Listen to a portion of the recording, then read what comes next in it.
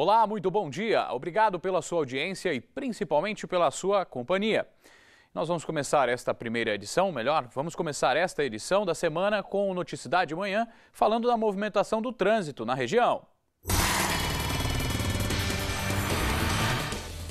Quem vai nos trazer as informações atualizadas é a repórter Andréia Trevisan, que está ao vivo neste momento em Sorocaba. Bom dia, Andréia. Bom dia, Fernando. Bom dia a todos que assistem ao Noticidade Manhã. É isso mesmo, estou em Sorocaba, na Avenida Dom Aguirre. Próximo a mim, aqui atrás, fica o pontilhão da Castelinho, da rodovia José Hermílio de Moraes. Por aqui o movimento é grande de carros e ônibus, principalmente sentido Itu, Campinas e São Paulo, porque por aqui os motoristas podem acessar a Castelo Branco e também a rodovia do Açúcar. Mas, segundo a Urbis, nenhum problema no trânsito de Sorocaba. E a própria Urbis, que gerencia o trânsito em Sorocaba, divulga que vai alterar a partir de hoje o sentido de circulação no Jardim Iguatemi, um bairro aqui próximo. As ruas Arthur Caldini, a rua Arthur Caldini e também Alameda Batatais, vai mudar hoje o sentido de direção. Portanto, o motorista deve redobrar a atenção. Agentes de trânsito e também sinalização vão estar no local para orientar melhor o motorista. E falando sobre a região, quem segue para a capital pelos sistemas Anhanguera, Bandeirantes e também Raposo Castelo não enfrenta nenhum tipo de problema. Ainda sobre a capital, estão proibidos hoje de circular em veículos com placas 3 e 4. O horário da restrição é das 7 às 10 da manhã e também das 5 da tarde até às 8 horas da noite. Quem insistir e se multado pagará o valor de R$ 85,12, além de 4 pontos na carteira. Fernando. Obrigado, Andréia, pelas informações. E um carro caiu agora pela manhã em um barranco no bairro Parada do Alto, em Sorocaba. De acordo com o Corpo de Bombeiros, ainda não se sabe a causa do acidente e a motorista não sofreu ferimentos graves. Os bombeiros estão neste momento no local para realizar o atendimento. Um homem de 42 anos morreu atropelado esta noite nas proximidades do quilômetro 178 da SP-127, no bairro Gramadinho, em Itapetininga. De acordo com a polícia rodoviária, ele atravessava a rodovia com a bicicleta quando foi atingido por um carro. O motorista do veículo parou para prestar socorro e a vítima chegou a ser levada em estado grave ao pronto-socorro de Itapetininga, mas não resistiu aos ferimentos. Agora a gente vai direto para a redação do SBT Manhã em São Paulo para saber o que é notícia no Brasil com Patrícia Rocha. A imprensa do mundo inteiro repercute os protestos que ocorrem nas cidades brasileiras. Veja agora alguns dos principais jornais internacionais. A BBC News destaca os protestos em São Paulo, Brasília e no Rio de Janeiro. O jornal The New York Times, um dos principais dos Estados Unidos, diz que os protestos foram nas maiores cidades do Brasil. Já o Washington Post reforça o número de cidades que sofreram com os protestos, 7 ao todo. O jornal espanhol El País exibe uma enorme foto de um manifestante com uma máscara e uma bandeira brasileira e ainda pergunta: Brasil, um sonho ou um pesadelo?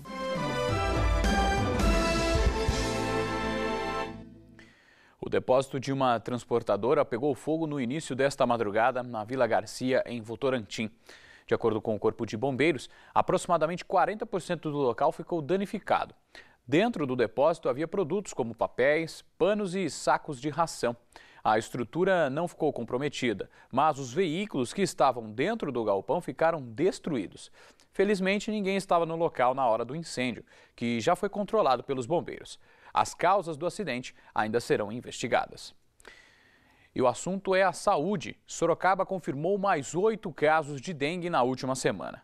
Agora são 698 o total de casos na cidade. Continuamos a falar de saúde pública, ou melhor, continuamos a falar de saúde agora com problemas na saúde pública. Moradores de Araçoiaba da Serra reclamam da demora no atendimento médico e da falta de recursos no pronto atendimento do município.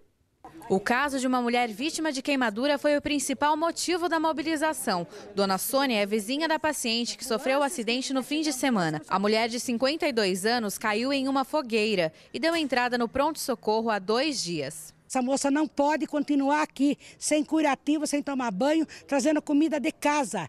E nenhuma dieta foi passada para ela. Trazem o que acham que ela pode comer. Para o médico que atendeu a paciente, não houve negligência.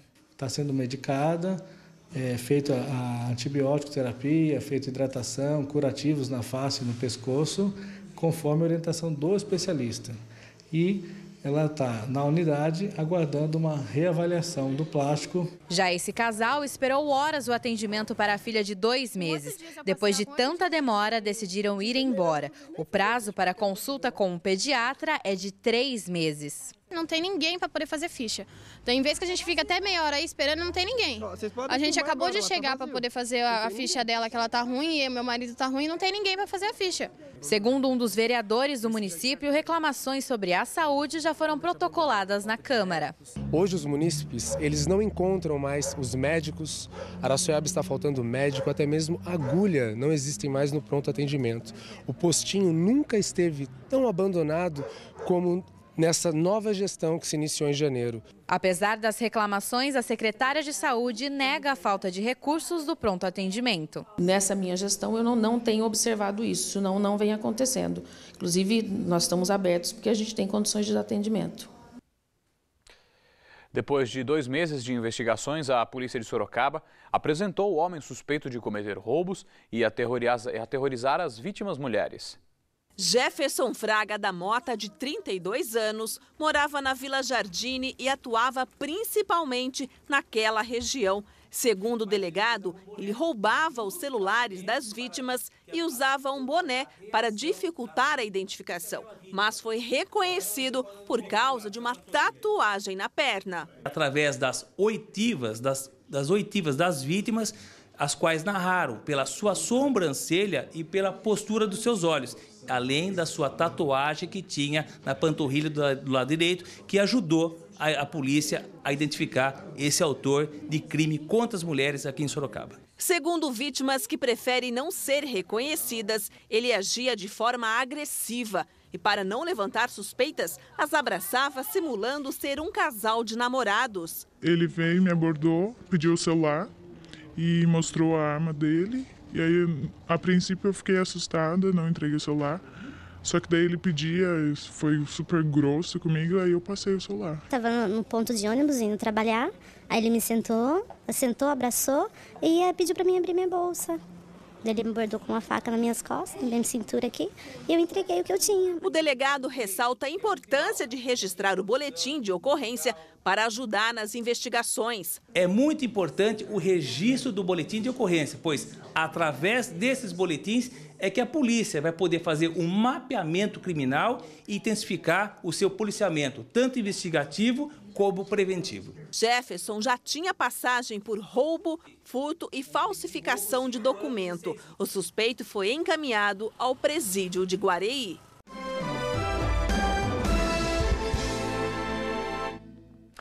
Esta é para a senhora que sempre reclama que falta algo a mais nas flores, ou até mesmo aquelas pessoas que têm interesse em aprender sobre jardinagem.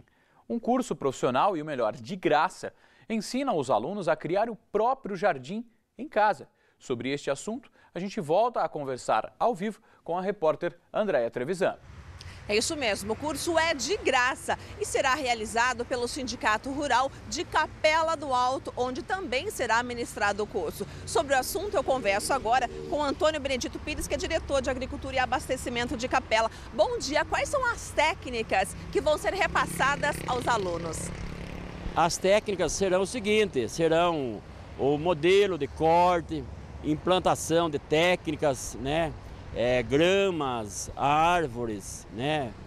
Fazer um curso de jardinagem para pessoas aí de 18 a 60 anos que possam ter disponibilidade do dia 1º de julho ao dia 4, das 8 às 16 horas, né? Então é um curso totalmente gratuito em parceria com a Prefeitura Municipal e também com o Departamento de Agricultura e Abastecimento, né? Então é oportuno. Ok, onde se inscrever? Isso pode ser feito na Casa da Agricultura e no Sindicato Rural Patronal de Capela do Alto. Com essas dicas, as plantas vão ficar bonitas, nada de manchas nas folhagens? Ah, com certeza, né? O jardim é que nem a gente fazer o asseio, né? Ser sempre técnico, fazer bons cortes na grama. As cidades maiores já têm um departamento específico e nós das cidades pequenas também tem aí um trabalho voltado ao meio ambiente, né? Fazer assim as coisas com bastante zelo. Ok, obrigada pelas informações. Eu vou passar para vocês, então, o endereço da Casa da Agricultura fica na Avenida Professor Castorino de Almeida, sem número. É importante levar também o CPF e RG para fazer a inscrição, já que o curso é de graça. Fernando. Ok, André, obrigado pelas informações. E a gente continua a falar de notícias relacionadas ao campo e ao agronegócio. Já pensou em fazer um churrasco com uma carne que custa o quilo mais de R$500? Parece absurdo, não é verdade? Mas existe. O açougue fica em Sorocaba, o criadouro em Boituva. E o repórter Nolan Robertos mostra pra gente a carne bovina mais cara do mundo.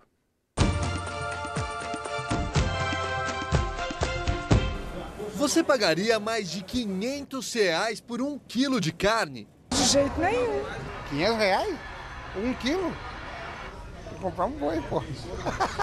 Mas tem gente que paga sim. É o preço da carne Wagyu, considerada uma das mais saborosas do mundo. O Daniel já provou. Apesar do alto custo, com certeza vale, não tenho a mínima sombra de dúvida. Deixa aí, de repente, um final de semana de ir pra balada e experimenta que vale muito a pena. Esse açougue que fica em Sorocaba há 3 anos vende os cortes de Wagyu. Só um dos clientes gasta R$1.500 por semana nessa carne. De picanha, ele já levou R$30 mil de uma vez e a freguesia não para de crescer. Esse último ano de 2013, a gente já está há 3 anos mexendo com o Wagyu, ele teve um aumento volumoso de venda, perto dos outros 2 anos. Uma das qualidades nessa carne nobre está aqui, os marmoreios. São essas gordurinhas que não aparecem, por exemplo, na picanha do gado Nelore, o mais comum no Brasil. O detalhe que dá mais sabor e faz as peças custarem até R$800. Mas calma, dá para provar por um preço mais barato. Se a pessoa se propõe a vir provar a carne de Wagyu, nós temos, por exemplo, a ponta de alcatra, o colchão mole, que na casa de R$22 o quilo, do mesmo Wagyu. Também chamada de Kobe, a raça surgiu no Japão e chegou ao Brasil em 1992. Em todo o Brasil, estima-se que existam só 3.500 cabeças do gado Wagyu. O rebanho de Nelore, por exemplo, é de 200 milhões de animais. Para entender melhor o segredo dessa carne, a gente visitou uma criação em Boituva. E o tratamento especial já começa quando o animal ainda é um bezerro. Aqui, nada de pasto. O alimento utilizado é esta ração especial, importada, vinda do Japão. O custo da criação é alto, mas o retorno financeiro também, aproximadamente 100% do valor investido em cada cabeça. Até o abate, o gado vive em média 2 anos. Nesse período, o criador gasta cerca de R$6 mil para a alimentação e manejo do animal. Na venda para frigoríficos, o proprietário pode receber até R$12 mil por cabeça. O investimento é muito alto, o custo também é muito alto, agregado, né? E através do investimento desse, o retorno deles também ajuda. E se 1 quilo de Wagyu custa o mesmo que outro boi inteiro, o prazer de comer um bife desses não tem preço. É fantástico, é só provando para entender. Se as mulheres dos homens reclamam que eles vão jogar futebol e depois ficam no churrasco, imaginem só se o churrasco fosse de Wagyu, como seria lá em casa depois. A terça-feira será de sol entre as nuvens. Você vê imagens ao vivo de Sorocaba, onde a mínima prevista para hoje será de 15 e a máxima de 25 graus. Confira agora como fica a previsão para outras cidades da região.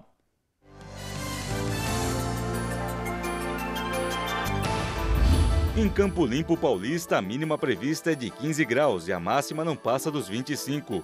Mesma mínima para Votorantim. Itapetininga tem mínima de 14 graus. Em Piedade, as temperaturas ficam entre 13 e 23 graus.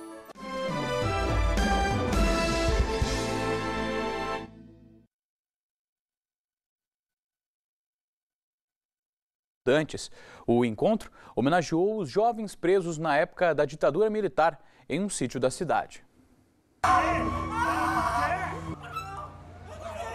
As cenas são fortes e relembram imagens reais de tortura contra estudantes em 68, época de ditadura militar no país. A peça de teatro abriu a programação do 11º Congresso da União Estadual dos Estudantes de São Paulo, em Ibiúna. A gente volta para se remeter à memória e reafirmar o nosso passaporte para o futuro. Então essa é a nossa grande condição nesse congresso.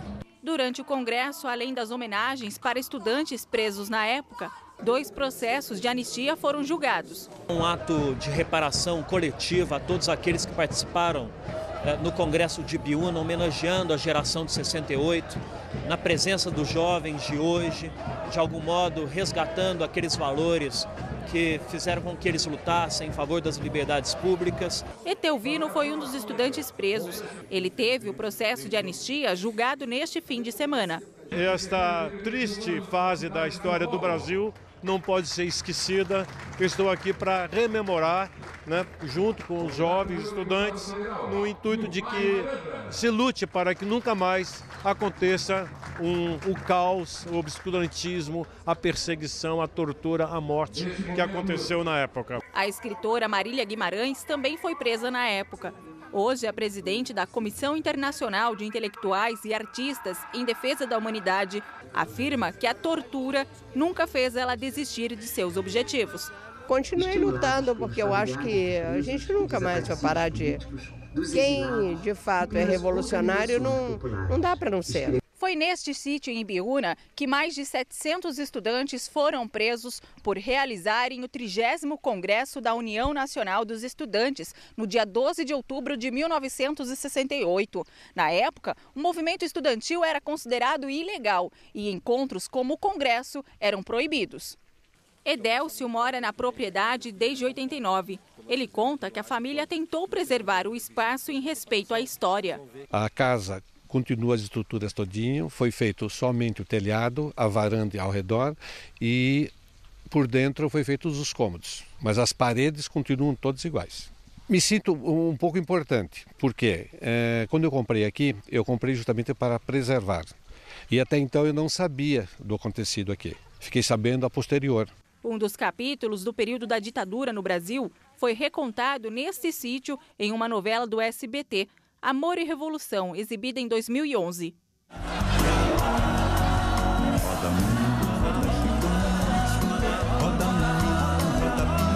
Conhecer a história e participar dela. Então, assim, eu quero fazer parte disso. Eu me sinto, mesmo que eu não tenha feito parte dessa época, eu me sinto construindo a história, fazendo parte aqui desse 11º Congresso da UE, que está acontecendo em Ibiúna. Tá aí. Há 45 anos, os estudantes clamavam por mudanças e eram reprimidos. Na noite desta segunda-feira, a gente viu que o Brasil parou por aproximadamente 250 mil manifestantes que clamam por mudança. Portanto, aproveitem este tempo para realmente clamar por novas alterações no país, porque nós vivemos num país democrático. E esse tempo é fundamental, porque naquela época eles não tinham esse direito. Portanto, usem esse tempo e esses protestos com inteligência e, claro, sem violência. O Noticidade Manhã desta terça-feira fica por aqui. Outras notícias da região você acompanha à 13h, no Manchetes Noticidade. E a gente encerra esta edição com imagens ao vivo da Avenida Dom Aguirre, em Sorocaba. Um ótimo dia para você e sua família. Saúde e sucesso!